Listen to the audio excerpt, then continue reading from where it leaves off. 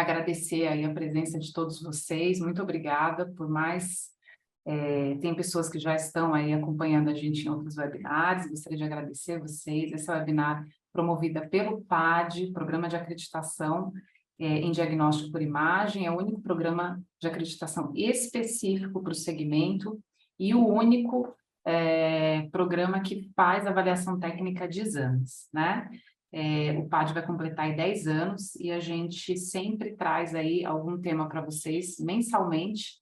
Antes a gente fazia via YouTube, agora nós estamos fazendo aí via Zoom, que trouxe muita interação, né? Porque no final vocês conseguem fazer perguntas aqui no chat, no final a gente consegue aí conversar um pouquinho com o palestrante ou com a pessoa que está aí trazendo algum conteúdo para a gente. Então ficou muito melhor essa interação aí via Zoom, tá bom? Deixa eu apresentar a Rochelle para vocês, né? A Rochelle é graduada em Física Médica pela PUC do Rio Grande do Sul. Ela é mestre em Ciências Médicas pela Universidade Federal também, do Rio Grande do Sul, é isso, Rochelle? Isso, pela URGS, pela própria URGS. Pela URGS. Especialista em Física de Radiodiagnóstico, especialista em Gestão de Riscos de Segurança Hospitalar, coordenadora da Comissão de Proteção Radiológica do HCPA-UFRGS,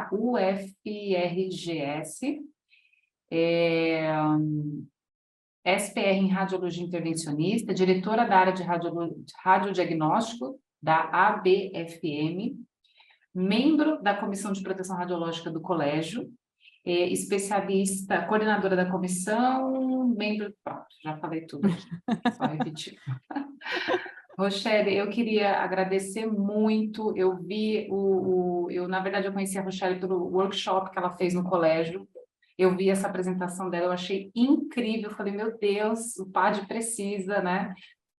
Ouvir a Rochelle, ouvir esse case aí de sucesso, e fiquei muito feliz quando ela aceitou. Eu conversei com ela lá em janeiro, né? Porque o workshop foi em janeiro, né? Eu assistindo, eu falei, Deli, me dá o contato da Rochelle, que a gente precisa trazer ela para falar, conversar com a gente, apresentar esse trabalho tão incrível que ela fez. E assim, te agradeço muito por estar aqui, ceder o seu tempo, trazer esse conhecimento e agregar tanto para as clínicas de imagem, né? Para tanta gente que precisa entender melhor essa questão aí dos indicadores voltados aí para a radioproteção. Muito obrigada, viu? Fique à vontade aí, o webinar é toda sua. Obrigada, Cássia, obrigada a todos aí, agradeço o convite, né, para falar desse tema, né, que me motiva imensamente, né, sobre segurança e qualidade na aplicação dos raios-x na medicina, né, o tópico de hoje, especificamente, ele vai ser sobre dose de radiação, sendo utilizada como indicador de segurança, utilizando essa informação de dose, né, como indicador de segurança e qualidade para os pacientes, né, e tratando isso como uma ferramenta para melhoria contínua, né, e a gente, esse termo, né, de melhoria contínua, a gente sempre tem em mente quando a gente fala em qualidade e segurança. Isso me pega muito desde quando fiz lá a especialização em gestão de risco e segurança hospitalar, e sempre que a gente trabalha com algum processo de certificação, acreditação, também é um termo bastante utilizado. E eu trago ele aqui associado a essa, ao outro termo não tão conhecido, que é dose de radiação, para justamente tentar melhorar aquilo que a gente já comentou, né? Comunicar melhor coisas que a gente faz no ambiente da radiologia diagnóstica ou intervencionista, de forma a ter um entendimento de todos os trabalhadores que estão ali naquele ambiente, né? Então, né, já foi plenamente apresentada, não existe conflito de interesse nessa apresentação.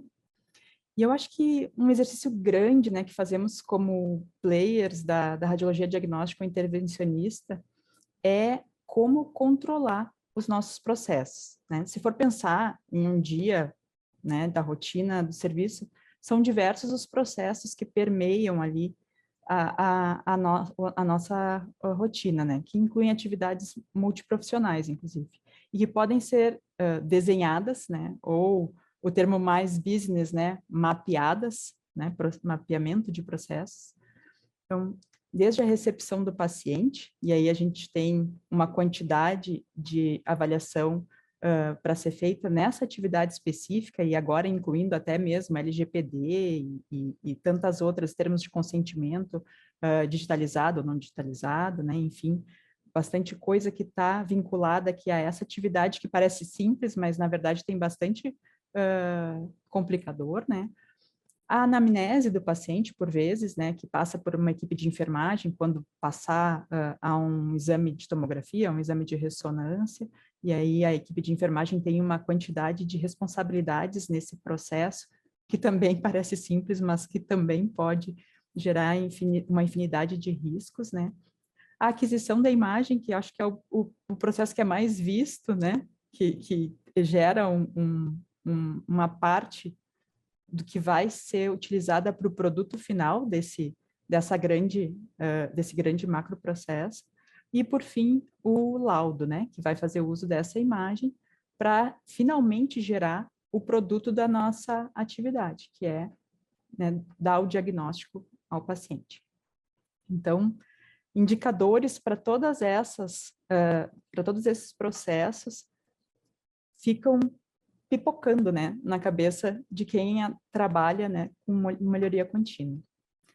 Mas qualquer um desses mapeamentos, né, a gente precisa traçar estratégias para avaliar a qualidade. Então, e como já disse o Peter Drucker, conhecido de vocês, a galera que trabalha aí com a qualidade toda do PAD, sabe bastante do Papa, né, em business mais influente do mundo.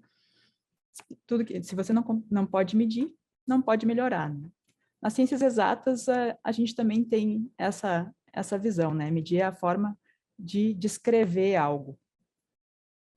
E nós temos alguns indicadores de desempenho estabelecidos. Trago aqui alguns indicadores adotados por departamentos de radiologia em ambiente hospitalar, né? Que envolve, daí o departamento de radiologia ele tem vínculo direto com alguns outros serviços, né? Talvez alguns não sejam tão visualizados em clínicas diretamente, mas que também passam por essas ações. Então, tempo médio desde a solicitação até a liberação do exame, taxa de atendimento da demanda ambulatorial de exames, né, de tomografia, de radiografia, ecografia, tempo médio de elaboração de laudo, né, de exames também de diferentes modalidades, dupla leitura, né, a gente pode ver bastante publicação, até pelo próprio ACR, a respeito de peer review, ainda pouco utilizado dentro do Brasil, mas bastante importante como um indicador de desempenho para avaliar a qualidade do laudo, né? A gente vê bastante, acho que nos processos de acreditação ou de certificação, sugestão de trabalhar com esse tipo de indicador. Faturamento, né, convênios privados, isso é uma questão bastante financeira. Média mensal de horas extras, também vinculada a questões ocupacionais e financeiras, né? Funcionários aprovados nos cursos de capacitação institucional, que é uma demanda legal, inclusive, né, e que traz aí também melhoria na técnica, né, dos trabalhadores. Satisfação do paciente, entre outros, né? Isso um exemplo de alguns dos nossos indicadores, por exemplo, aqui no hospital até, né?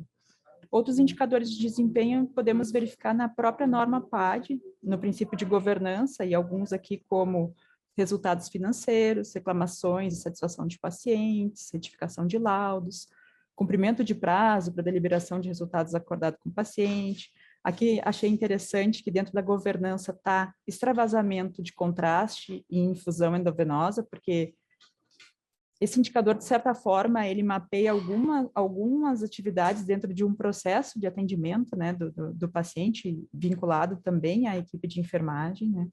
Eventos adversos relacionados à utilização de materiais fármacos, radiofármacos, enfim, né, acidentes com pérfuro cortantes, também bastante crítico para questões ocupacionais, né, resultados de auditorias internas e externas, super bem-vindas, auditorias é uma missão importante aí da qualidade também, né, para a manutenção da qualidade.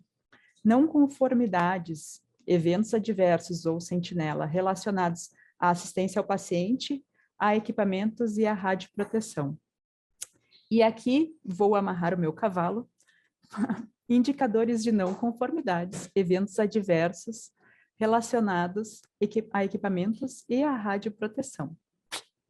Brilha o que pode ser relacionado a aspectos de dose de radiação ou a radiação propriamente dita, né? Então, pensando nessa questão proteção radiológica, entende-se mundialmente que o processo de proteção radiológica, ele começa antes da realização do exame. Ele começa lá na solicitação, né? Na prescrição desse exame. E é nesse sentido que a Comissão de Critérios de Adequação do CBR mesmo tem trabalhado intensamente, né, para melhorar essa relação, né, e gestão do conhecimento junto aos médicos prescritores e aos próprios radiologistas, né. Agora, quando a gente fala sobre equipamentos, uma grande parte das atividades que envolve, né, a questão equipamentos estão no processo propriamente da execução do exame. E como avaliar a qualidade do processo da realização de exame ou de procedimento, né? Acredito que um dos indicadores de desempenho mais antigos que temos para esse processo, né, de realização de um exame ou procedimento seja o índice de rejeição ou de repetição de radiografias. A gente fala rejeição ou repetição, né? Talvez porque a terminologia rejeição vem da ideia do filme ainda, né? Eu vou rejeitar esse filme, vou descartar esse filme. E quando a gente começa a trabalhar com a tecnologia digital, a gente não tem mais essa ação de rejeitar, e sim, né, a gente consegue ver melhor o que está sendo repetido, né?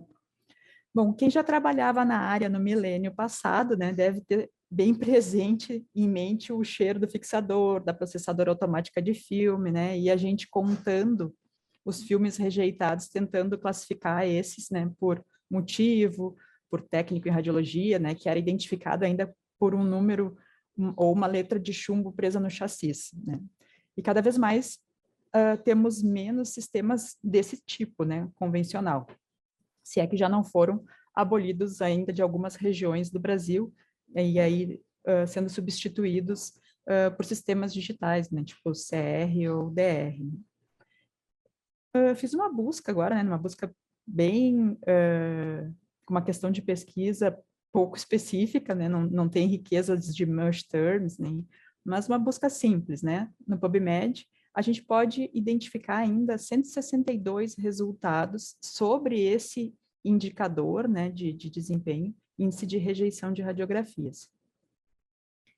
Sendo a primeira publicação em 1991, milênio passado, né, e a última em 2023, né, então uma publicação do TG 305 da APM, que tem como objetivo aí esse task group, orientar uma possível padronização das informações que são consultadas ali no cabeçalho DICOM de uma imagem digital, e eles estão, nesse artigo, propondo, né, um esquema para classificar as imagens rejeitadas por motivo e algumas opções de ferramentas para melhor trabalhar com esse indicador. Então, em 23, esse indicador de desempenho ainda é estudado e reestruturado para atender às demandas tecnológicas até, né, estabelecidas.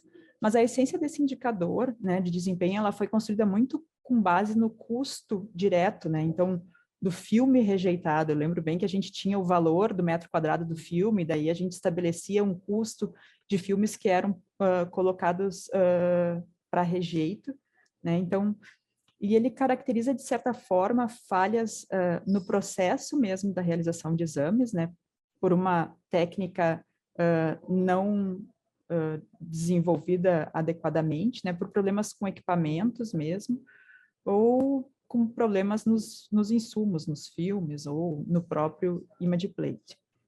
De certa forma, caracteriza também, né, uma rejeição de um filme, ou uma rejeição de uma imagem, e também caracteriza um aumento da dose, porque, no mínimo, a gente está falando de um quase dobro, né? Se eu estivesse repetindo a mesma imagem, então seria o dobro da radiação entregue ao paciente.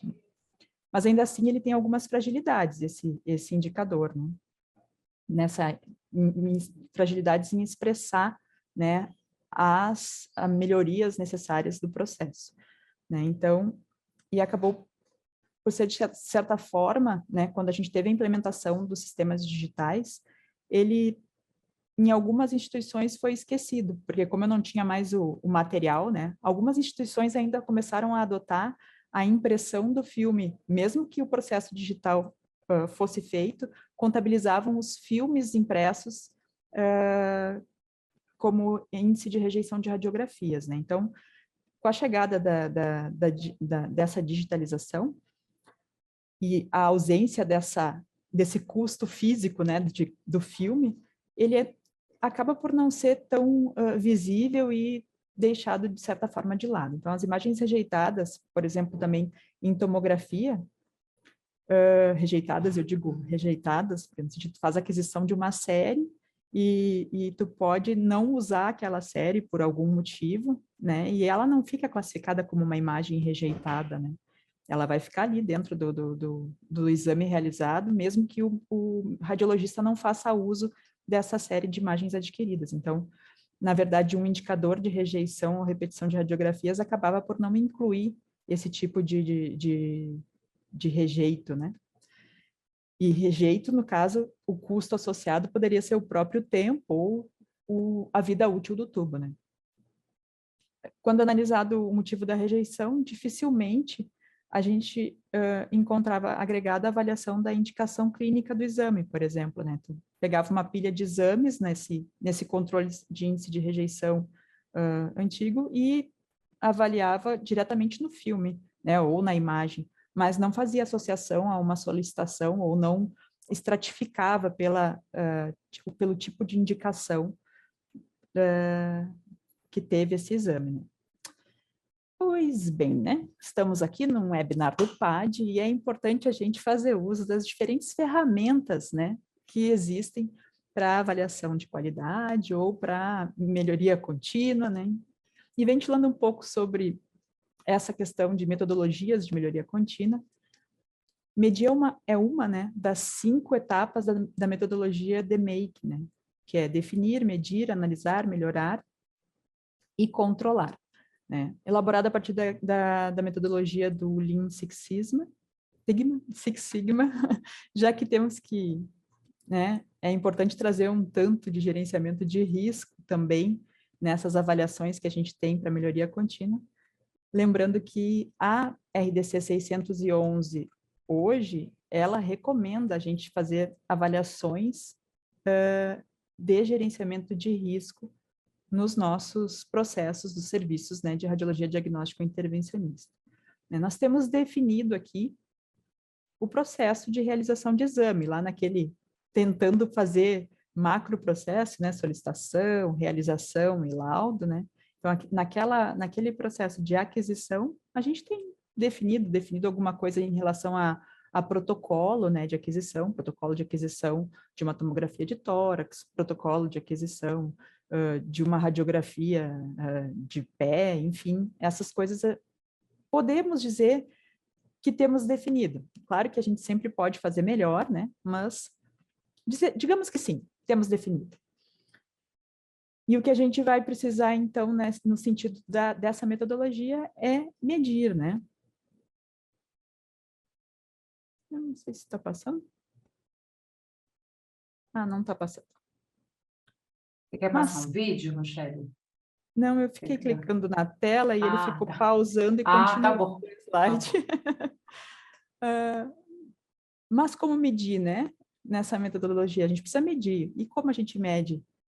Para esse processo específico da aquisição do exame. Qual indicador de desempenho a gente deve utilizar para refletir melhor as condições do processo de aquisição da imagem nesse mundo que a gente vive hoje, dentro dos aspectos de digitalização da imagem, né?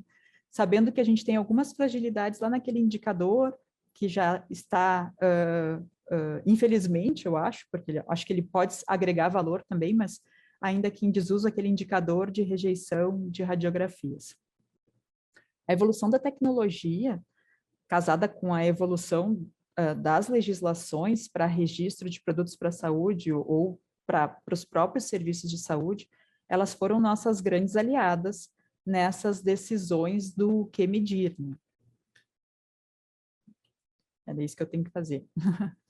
Hoje em dia, a gente tem disponível nos equipamentos em radiologia diagnóstico intervencionista, também, né, em função dessas definições legais, alguns descritores de dose importantes, né? Então, nos angiógrafos, por exemplo, e nos arcos cirúrgicos, registrados na Anvisa desde 2012, já podemos observar esses indicadores de produto dose área e ou né, o kerma de referência, né, que é um bom descritor de dose na entrada da superfície ou que internacionalmente é reconhecido como peak skin dose.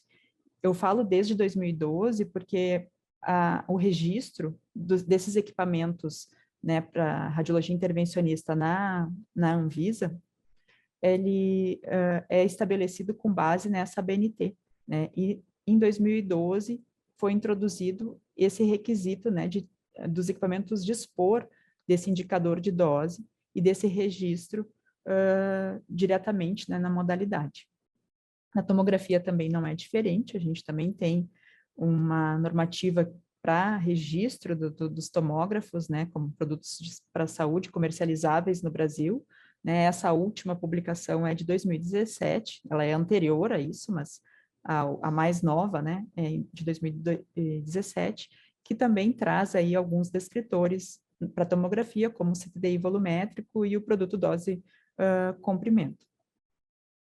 Eu falo, né, na verdade, a BNT, NBR e EC, e para comentário para quem talvez não tenha contato com esse tipo de normativa, porque ela é paga, ela é uma normativa brasileira, ela é internalizada, uma normativa da IEC, né, que é internacional. Então, na verdade, no Brasil hoje, a gente segue aquilo que é estabelecido mundialmente. Então, nós temos aí os mesmos recursos, né, que o mundo tem.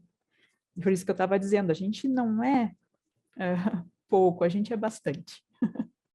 Então, portanto, essa estimativa ela pode ser realizada no Brasil, né? Os equipamentos eles precisam ter isso para serem registrados, né, no Brasil. E principalmente em equipamentos instalados, né, e seguramente em equipamentos instalados a partir de dezembro de 2019, quando a gente teve a publicação da RDC 330, que também fala, né, na exatidão desses indicadores de dose, na disponibilidade desses indicadores ou desses descritores de dose na modalidade. Então, eles ficam disponíveis durante o procedimento nas telas, né, do equipamento, no angiógrafo, dentro e fora de sala, num tomógrafo no display do equipamento, no mamógrafo também a gente tem disponível, em equipamentos de radiologia, né, tipo DR, a gente também tem esses indicadores associados. E essa informação, ela fica armazenada numa tag DICOM, né, no cabeçalho DICOM, e ela pode estar disponibilizada ou ser disponibilizada em sistemas de gestão de imagens, no sistema PACS, ou elas podem ser gerenciadas por sistema de gestão de doses, especificamente, né? Então, com isso a gente tem aí informações históricas, né, que podem sim, daqui a pouco, estar vinculadas ao prontuário do paciente, nos casos de instituições hospitalares, né, ou no próprio RIS, nas clínicas de radiologia. Beleza, e o que eu faço com essa informação, né? Seguindo o ciclo, a gente pode analisar. Então, eu tenho a informação, vou analisar. E quem, e onde, e por que eu vou analisar essa informação, né? Um indicador de desempenho bastante atual, 2017, a publicação, final de 2017, mas pensando que a gente teve aí 2 anos de apagão, né, no mundo, um indicador sugerido pela Comissão Internacional de Proteção Radiológica seria o Diagnostic Reference Level, né? Ele pode ser implantado para diferentes tecnologias e modalidades, fazendo uso desses descritores de dose que as modalidades fornecem, as modalidades digitais, né, essencialmente, E o processo de formatação desse diagnóstico, desse DRL, ele é estabelecido pela publicação 135 da ICRP. Esse DRL, ele já foi definido para diferentes práticas na Europa e nos Estados Unidos, e ele é uma referência de dose por procedimento definida para um local especificamente. Por exemplo, eu defino um DRL do procedimento de cateterismo cardíaco para São Paulo, né?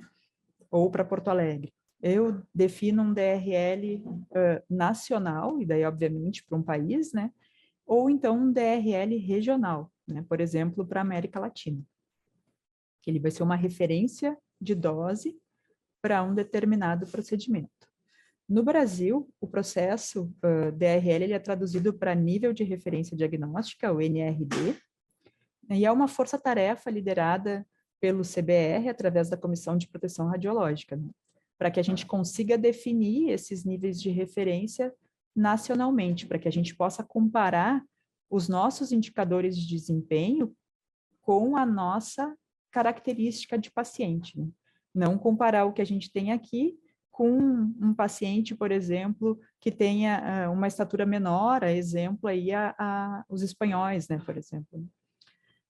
Esse processo ele está ainda muito incipiente, né, no Brasil, e buscando forças, né, junto à comunidade para que a gente possa definir esses NRDs nacionais. Então, aí fica o convite, né, não deixem de acessar a página dessa força-tarefa do CBR e se juntar ao grupo, né, como uma massa crítica para que a gente possa construir aí o nosso DRL nacional, que vem de encontro ao que está estabelecido já também na RDC 611, no artigo 44, que para que a gente possa trabalhar com otimização da exposição médica, a gente precisa estabelecer os níveis de referência e diagnóstico para pacientes adultos e pediátricos, e isso de forma local, nacional e ainda regional.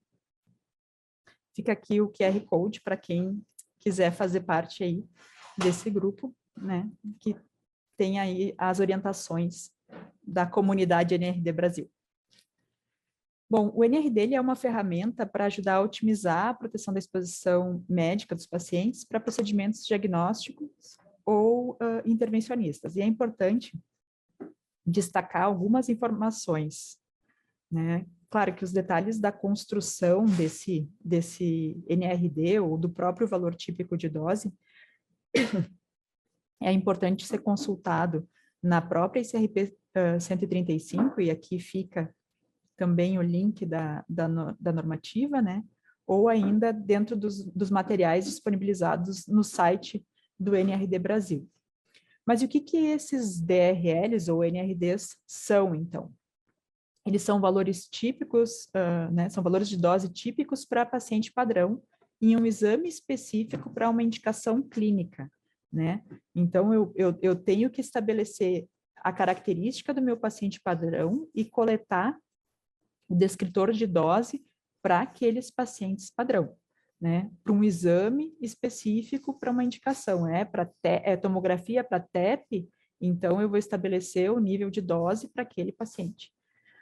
Estimado para procedimentos e exames específicos e não para a região anatômica, então a tentativa da ICRP é que a gente tenha isso para essa indicação clínica e não para crânio, tórax, porque é diferente, por exemplo, eu fazer um raio-x de tórax para passagem de catéter, né? Para avaliação da passagem de catéter, ou fazer um raio-x de tórax para diagnóstico na sala da radiologia, né? Então, eu vou ter características técnicas ou parâmetros técnicos diferentes para um raio-x móvel do que para uma sala fixa, né? Para a passagem de um catéter do que para avaliação de uma imagem com uma riqueza de detalhes, e daí a dose também vai ser diferente. Por isso que essa é melhor, não é orientado que seja feito para indicação clínica e não para região anatômica. E é estimado por complexidade do procedimento, no caso de procedimentos intervencionistas, e tem que ser representativo para a prática, no caso, né, da radiografia médica, ou da mamografia, ou da tomografia, no país ou na região, no sentido de vou ter que definir isso para todos os exames de todas as indicações clínicas? Não, eu tenho que pegar aquilo que tem maior volume ou eu tenho que pegar aquilo que tem maior dose, ou que seja mais crítico, né? Para definir esse nível de referência diagnóstica. E o que os DRLs não são? Eles não são limites de dose. O dia em que nós tivermos, por exemplo, reunido os nossos valores típicos de dose para definir um DRL nacional, o fato do meu valor típico de dose ser maior do que o DRL nacional, não significa que eu vou ter um problema, né? Na verdade, o DRL nacional é considerado um benchmark. É bom eu estar perto daquele valor, mas não significa, né, uma má prática eu não ter valores próximos desse benchmark. Até porque as características da instituição, elas são diferentes, né, entre nós, e o tipo de equipamento e a necessidade de aquisição de imagens, por exemplo, em tomografia, número de cortes, enfim. Existem caracterizações de cada serviço que, quando a gente conseguir, né, comparar com um benchmark nacional, a gente vai conseguir pensar melhor até sobre a implementação ou a revisão desses protocolos, né? Então, num primeiro momento, é importante a gente pensar que esses valores definidos, esses DRLs nacionais ou locais definidos, eles não representam limites de dose e eles não caracterizam uma má prática ou uma boa prática, né? Ah, minha dose é menor do que a dose do sírio-libanês, então a minha prática é melhor. Não, não é isso que eles representam. Bom, e enquanto não temos esses níveis de referência definidos nacionalmente, né, como é o objetivo principal do NRD Brasil, né, definir isso, o que podemos utilizar como indicador de desempenho? Né, o próprio valor típico de dose definido na instituição para um determinado exame ou procedimento distribuído por uma indicação clínica, que venha a ser um degrau, né, para que a gente consiga definir esse DR nacional, pode ser sim utilizado, né, como um indicador de desempenho do nosso serviço de radiologia diagnóstico intervencionista. E foi o que fizemos por aqui, né? Nós definimos aqui no hospital, dentro do plano de garantia da qualidade para equipamentos de diagnóstico por imagem, um fluxo de avaliação, né, um ciclo de auditoria e otimização baseado em valores típicos de dose de referência, né, que a gente denominou internamente como VTDR, né, e isso estabelecido por procedimento radiológico, né. Esse plano de garantia da qualidade, ele retrata o que nós planejamos para garantir a qualidade dos equipamentos e inclui aí o controle de qualidade, né, os testes que a gente já faz nos equipamentos, mas como uma avaliação geral, né, desses processos todos que são vinculados à aquisição da imagem para o exame, a gente estabeleceu essa avaliação periódica dos valores típicos de dose no HCPA. Então, passa por uma coleta de doses, de dados, desculpa, para paciente adulto típico, num procedimento radiológico específico, calcula o valor da mediana para chegar a um valor típico de dose. Depois de estabelecido esse valor típico de dose, né, que considera os critérios da ICRP 135 para as diferentes modalidades, no sentido, por exemplo, da radiologia intervencionista, que é o meu chão, eu estabeleço por procedimento 30 pacientes que tenham de 65 a 85 quilos, né, e chego a um valor de uma mediana do descritor de dose, no caso a gente adotou o DAP, né. E aí eu deixo esse como meu valor típico de dose de referência e mensalmente eu avalio a mediana, né, desses pacientes típicos e comparo com o meu valor típico. Então, se ele está maior que o valor típico, eu tenho que fazer uma revisão dos protocolos, dos parâmetros técnicos e do desempenho do equipamento né? Faço as melhorias e sigo avaliando, né? Se ele está abaixo, então eu simplesmente continuo a coleta de dados. Então, aqui eu trago só alguns exemplos, né, do que a gente já estabeleceu, e eu digo a gente já conseguiu estabelecer, porque, na verdade, o indicado pelo processo DRL estabelecido na ICRP 135 é a gente estabelecer o valor típico para os procedimentos mais significativos, né, seja pelo volume ou seja pela criticidade, né, mas a gente, por exemplo, no ambiente cirúrgico, a gente ainda não conseguiu agrupar procedimentos das especialidades cirúrgicas de forma a ter um quantitativo que expressasse, né, o valor típico para o paciente típico naquele procedimento, porque é uma infinidade, né? Se a gente for pegar a descrição de um estudo, e isso aí é problema para todas as áreas, viu? A gente teve isso no projeto piloto que foi liderado pela doutora Mônica, que no período estava na coordenação da Comissão de Proteção Radiológica. Então, para tu estabelecer quais são os estudos em tomografia que vão ser elencados para ser estratificado por a indicação clínica, é uma infinidade. A gente agora está com um grupo de trabalho para radiologia intervencionista, para estabelecer também os níveis de referência em radiologia intervencionista cateterismo cardíaco, angioplastia, não, arteriografia, até de membro inferior, com colocação de stent, com colocação de stent duplo lumen. Então, esse tipo de especificidade que tem na descrição do estudo, às vezes não nos traz a informação adequada da indicação clínica, e por isso a gente acaba por restringir algumas vezes a coleta.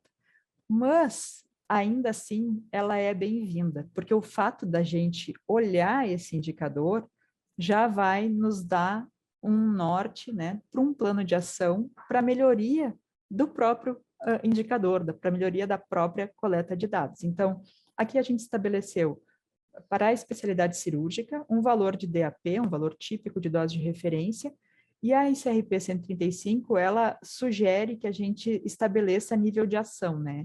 E a sugestão é que seja feito com base em 2 erros padrão, né, em relação à média, né, desse descritor de dose.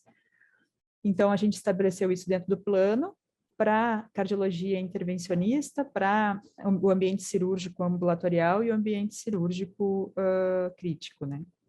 Além de estabelecer para tomografia computadorizada, ainda que da região anatômica, e para a mamografia. Vou trazer aqui um exemplo mais do mundo, né, para ver a riqueza da gente acompanhar esses detalhes dos valores típicos de dose, mesmo que a gente não tenha um benchmark nacional, né, um nível de referência diagnóstica nacional, né. Eu trago aqui o que a gente já trabalhou em 2018, 19, 20 e 21, em relação ao cateterismo cardíaco, né, trouxe a mediana do ano, né, dos nossos procedimentos estabelecidos para paciente padrão, e a gente pode acompanhar aqui, ó, tá aqui. Nós temos aqui, mesmo que não é o mais adequado, o DRL nacional espanhol, né, num pontilhado mais frequente, e o valor típico de dose num pontilhado menos frequente. A gente pode observar que no ano de 2020, que foi um ano pandêmico crítico, onde a gente teve a equipe trabalhando muito remoto, muitas vezes, e os residentes muito presentes dentro do hospital, né, um hospital universitário, a gente teve um aumento, né, da mediana, tanto do produto Kerma área, quanto do Kerma, o PSD, né, e do tempo de fluoroscopia. E a gente pode observar ainda que eu acho que eu não trouxe, não trouxe, que triste. A gente, no ano de 2022, ainda esse gráfico de análise expressou exatamente o que a gente teve com a mudança que foi feita dentro do serviço de hemodinâmica. A gente migrou de uma área onde trabalhava com um equipamento mais antigo, que tinha algumas restrições de protocolos, e a gente estava trabalhando em relação à qualidade da imagem versus dose, né?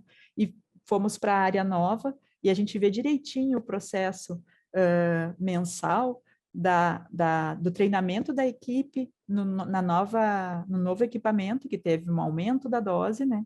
E depois a gente viu com a equipe treinada que esse valor de dose foi inferior ao que a gente tinha já estabelecido de referência e o que a gente tinha estabelecido em relação a outro equipamento que estava com problemas em relação à qualidade da imagem.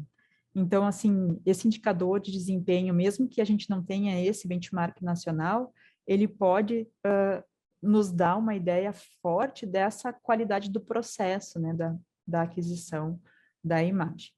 E de posse das análises, né, desses descritores de doses, a gente pode sim gerar melhoria.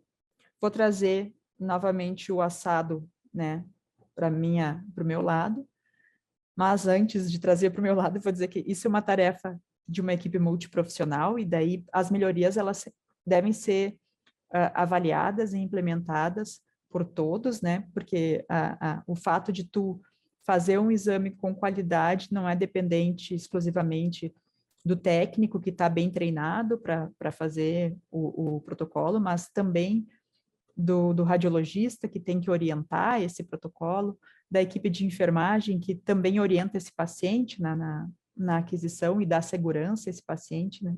Quantas vezes a gente não vê pacientes pediátricos tendo excelentes exames quando eles são bem suportados pela equipe, né?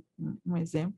E pelo físico que tem que estar mantendo a qualidade, né? Ou avaliando a qualidade do equipamento.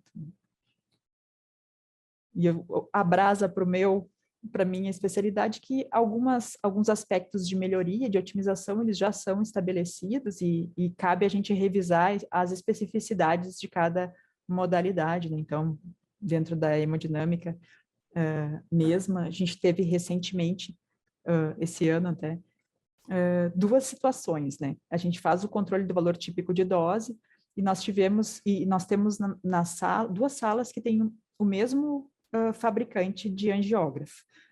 E o cardiologista intervencionista veio, mas na sala tal a dose é menor ou é maior do que na sala tal para o mesmo paciente.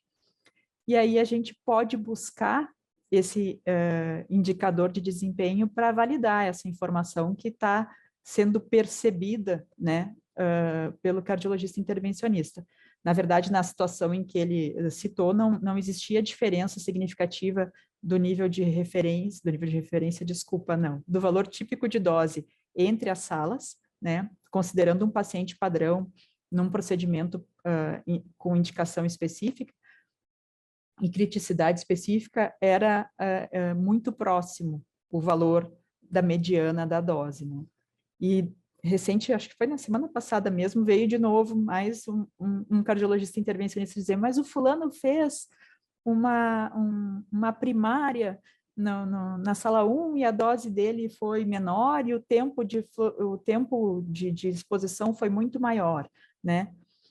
Questionando, né, o equipamento, e isso é bem interessante quando a gente tem diferentes salas, né, para execução de exame, seja de radiografia médica mesmo, que a gente tem 6 salas de raio-x convencional, né, existe rotação, né, da equipe nas salas, então é importante também a gente acompanhar que essas salas, elas mantenham sejam reprodutíveis, né, no aspecto técnico, no sentido de qualquer sala que eu for fazer o exame, eu vou seguir o mesmo protocolo e vou ter o mesmo resultado, né?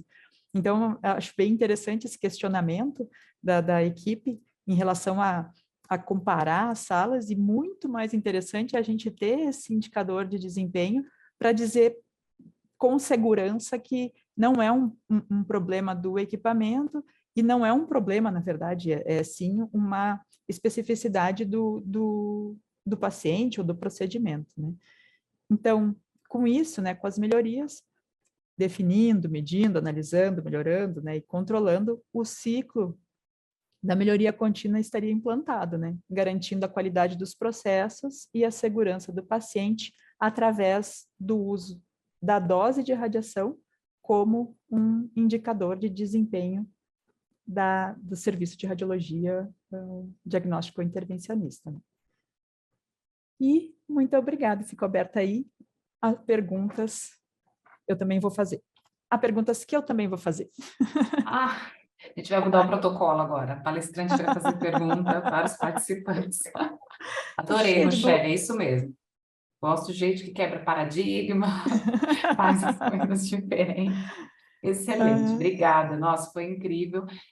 A Gislene pediu se você podia voltar na tela do QR Code das doses de radiação para eles participarem, os níveis, né?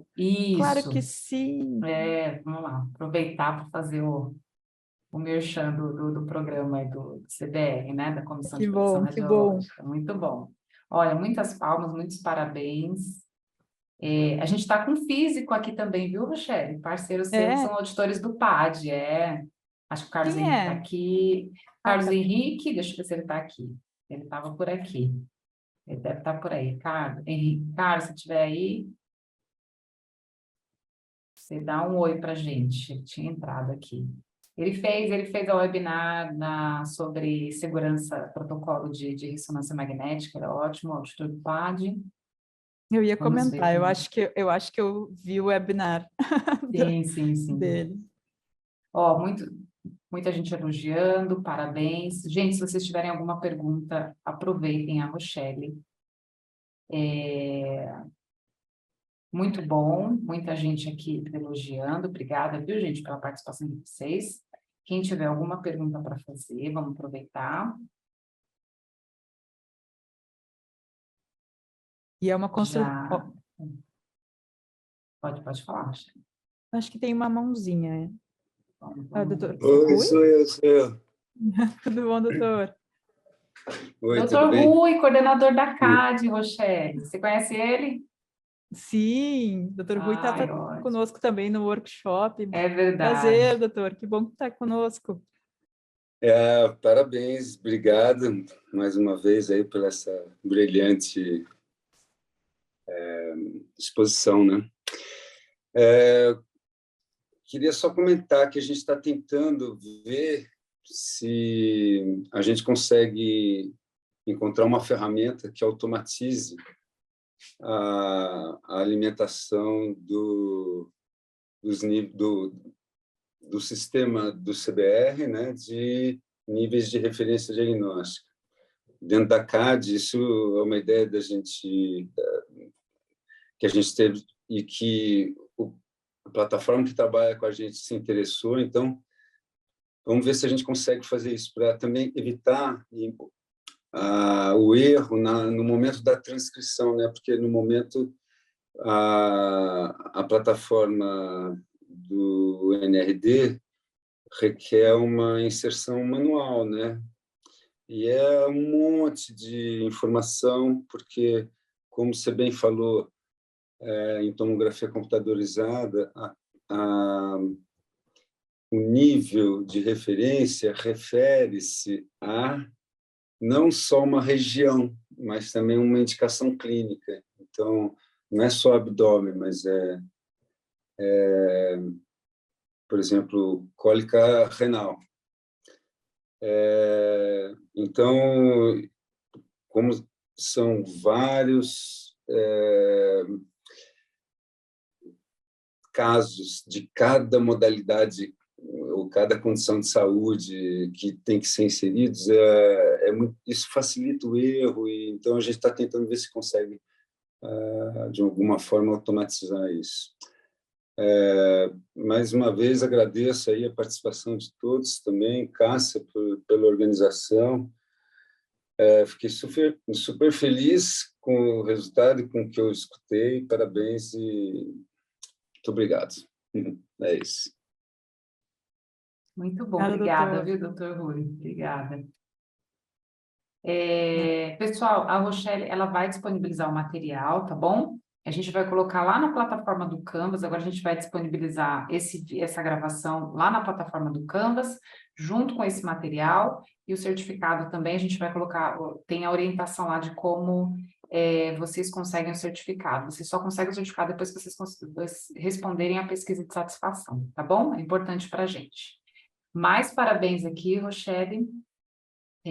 O Carlos Henrique, desculpa, meu microfone está com problemas, viu? O Carlos Henrique está aqui com a gente. Muito boa apresentação, obrigada, Carlos, parabéns. Bom, ninguém tem dúvidas. Gente, quem tiver dúvidas, aproveitem. O slide também vai estar disponível, deixa eu voltar aqui para cima. Ó, gente do Brasil inteiro, Anápolis, Caruaru, Recife, Belo Horizonte, muita gente do Brasil inteiro. Gente, muito obrigada, viu, pela participação de vocês. Deixa eu ver quem mais aqui. Cuiabá, tudo bem, Carlos? Nosso auditor aqui de Cuiabá. Uberlândia, obrigada, viu, gente? O pessoal faz questão de colocar, gente. Brasil inteiro, obrigada, gente. Convido a todos mesmo, hein? Vocês não nos deixem sós. Essa é uma construção nacional e precisa de muitas mãos, né? E acho que quando a gente consegue se reunir para construir, o processo, né, NRD, ele não é uma coleta única, né? Ele precisa passar por revisões. Então, a gente vai tentar definir isso, né, nessa força-tarefa do CAD, né, da comissão, e a gente trabalhar nesse benchmark, mas numa periodicidade de 3 a 5 anos, a gente precisa refazer, né? Então, ele está retratando uma realidade dos nossos serviços e precisa muito, assim, da ajuda de todos para que a gente possa, sim, ter, né, um benchmark efetivo no maior número de instituições que a gente conseguir. E não só acreditadas, né? Todas as instituições, Qualquer é importante instituição. que todas participem, né? O CAD está ajudando, a CAD, né? A comissão do PAD, está, assim, auxiliando para motivar realmente que as clínicas também acreditadas participem, mas é importante que todas participem, independente se tem alguma acreditação ou não, né? Muito bom, gente. Rochelle, eu vou pedir para você tirar a sua apresentação, para a gente tirar uma foto, o pessoal está querendo ir embora, mas vamos só tirar uma foto, gente, para a gente postar nas nossas redes sociais, para a gente lembrar desse momento, se todo mundo puder abrir a câmera. Estou vendo que tem mais gente que eu conheço aí, Angelina. Tudo bem, Angelina? Beijo, você conseguiu entrar. Carlos também. Samuel, tudo bem, Samuel? Boa noite. Todos aqui. Quem conseguir abrir a câmera, só para a gente tirar aquela foto final.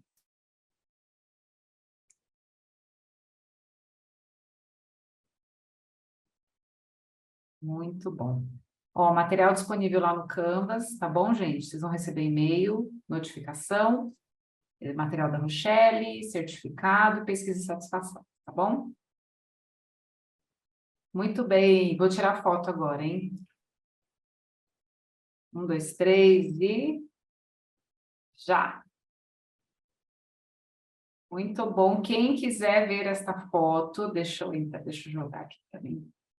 Por favor, acessem as redes sociais, CBR Qualidade, CBR_Qualidade. A gente está no Instagram, a gente está no LinkedIn, sempre trazendo informações para vocês, não só a divulgação dos cursos, dos webinários também, como informações, conteúdo sobre PAD, sobre qualidade em diagnóstico por imagem, tá bom? E agradecer a presença de todos. Pode marcar? Vou tentar marcar, mas é muita gente aqui para marcar nas redes sociais, viu, gente? Acho que vai ficar meio difícil. Eu vou tentar marcar vocês, se eu conseguir, eu prometo que eu tento, tá bom? Mas eu queria que vocês seguissem lá as nossas redes sociais, que é até mais fácil depois para eu marcar, né? Sigam lá, curtam as nossas publicações, tá bom? E fiquem antenados aí com o que está acontecendo. Aproveitando, dizer que a gente tem eventos aí, a gente vai ter um simpósio grande, o segundo simpósio lá na Barra da Tijuca, junto com o Congresso Brasileiro de Radiologia, vai ser um grande evento, é o maior evento que a gente tem hoje de qualidade em diagnóstico por imagem, então a gente espera vocês lá na Barra, fiquem de olho nas redes sociais que vai ter todas as novidades aí para vocês, tá bom? E vamos ter um congresso bem grande também em setembro, então aguardem novidades, tá, gente? Rochelle, obrigada, muito obrigada, viu, pela sua presença, obrigada, parabéns por esse trabalho incrível, tá bom? E a gente vai te encontrar mais vezes, espero que a gente que bom. se encontrar mais vezes aqui. Obrigada, viu? Obrigada, pessoal. Obrigada a presença de todos aí e obrigada pela participação e por estarem pensando nisso, né? Acho que o primeiro passo é a gente pensar em entender melhor. Muito obrigada. Obrigada, gente. Boa noite.